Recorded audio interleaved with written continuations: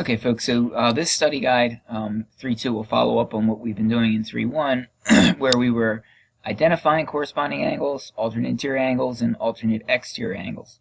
But we have some extra properties now. If the lines are parallel, if we have parallel lines, this means a whole lot more to us in terms of the relationships between the angles. If the lines are actually parallel, then all of these relationships that are described up at the top here are now in play. I have corresponding angles that are going to be congruent, okay? Alternate interior angles, alternate exterior. All of these are going to be equal to each other, okay? And then we have consecutive interior angles that are going to be supplementary. And then, of course, on top of that, we don't want to forget all their other properties like vertical angles or adjacent linear pair angles that would be still true. Vertical angles are still equal, and so on. So in this example here, we're given one piece of information. We're just told really one thing, and that is that the measure of angle 2 is 75 degrees. Okay, and from that, I can gather the rest of this. Right. So they tell me one thing: that angle 2 is 75 degrees. That's right here. Okay. So immediately from that, I can get that angle 1 is 105 because they're a linear pair. Then I can keep on going, right? Angle 3 also forms a linear pair, so that's also 105. Then we go to angle 4, which is a vertical angle, so that would be equal to its 75. Now we can jump down here, right? We were given angle 2 is 75 degrees, okay? And angle 2 is corresponding to angle 6, so that's also 75 degrees, okay? I think I missed one here. Angle 5 and angle 3 are alternate interior. We already had angle 3. So they are equal to each other, 3 and 5, so they're both 105.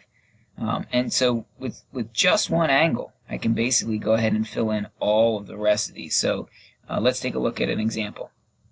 Okay, so here in our example here, I'm going to zoom in a second on this picture here. We've got 4 lines, so we don't want to get confused with that, but we only are given one piece of information: that measure of angle 3 is 102 degrees rather. So that's in here.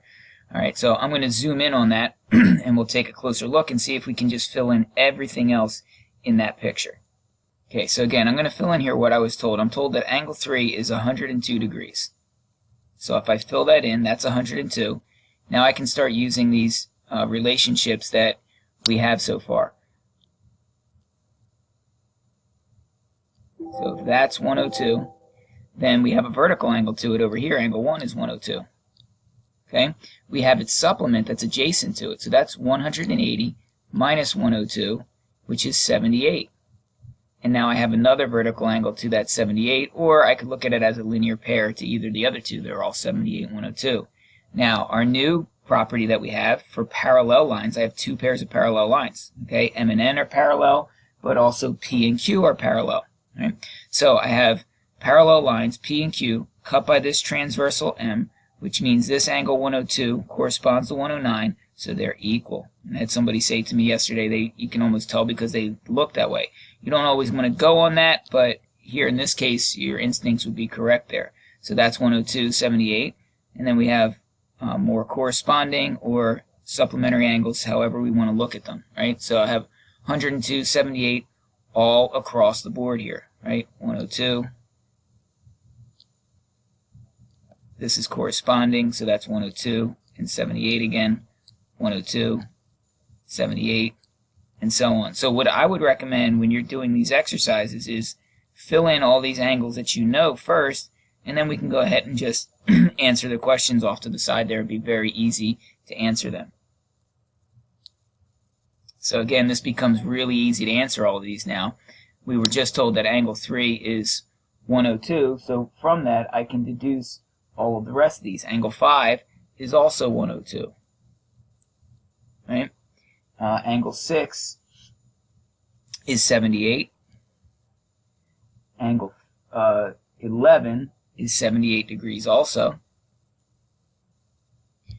And then number 4, angle 7, is 102 degrees. Right? So I have these corresponding angles in different positions. I have some of my new properties and also my old properties that are still in play.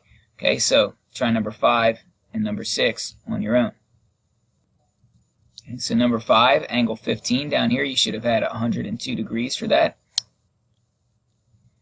And number 6, angle 14, that's 78 degrees. They're supplementary to each other. Okay, so now we have a little bit different setup. We want to be careful here. I don't have 2 pairs of parallel lines. I only have 1 pair of parallel lines. Okay, what I have here is that W and V, they're parallel to each other. Okay, P and Q are not.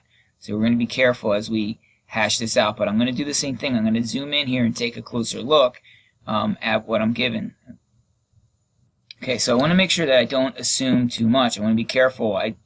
Angle 1 or angle 2 and angle 6, for example, they are corresponding, but they're not going to be equal to each other because P and Q are not parallel. So I want to be careful with that. All right, my corresponding angles off of these 2 lines, off of W and V, sure, they're going to be equal to each other, but I need to be careful the other way around. Okay, I don't want to get caught up in that and to do something that's not true.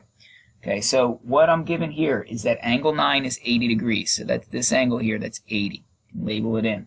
All right. And then I'm also given that angle 5 is 68. Okay. So angle 5 being 68, I can go ahead and deduce my vertical angles here. Angle 7 would be 68. Okay. And then I can also do 180 minus 68. 112 degrees would be the supplement to that. Okay, so this would indeed be 112, and this would also be 112 degrees. Okay, but now I do have a pair of parallel lines here. So 68 and the 13, they're corresponding, right? So this is also 68. This is also 112. Okay, and then same thing here. We have this would be 68, and this would be 112 here. Okay. Didn't want to zoom in there. Let's clear that out. And then let's go back up to the top and see what we can deduce back from angle 9. We didn't really focus on that. That angle 9 was 80 degrees, but same thing. I have its vertical angle, 80 here, and then angle 10 would then have to be 100 degrees. Okay, and 100. And remember, I do have parallel lines up here. These 2 are parallel, so I have corresponding angles. That would be 80 and 100. Okay, and then 100 here and 80 here. Okay. So let's take that now that we have our closer look and see if we can answer some questions. Okay, so we saw that angle 12 from the diagram there, that should be 100 degrees. It's going to be a supplement to 80 degrees.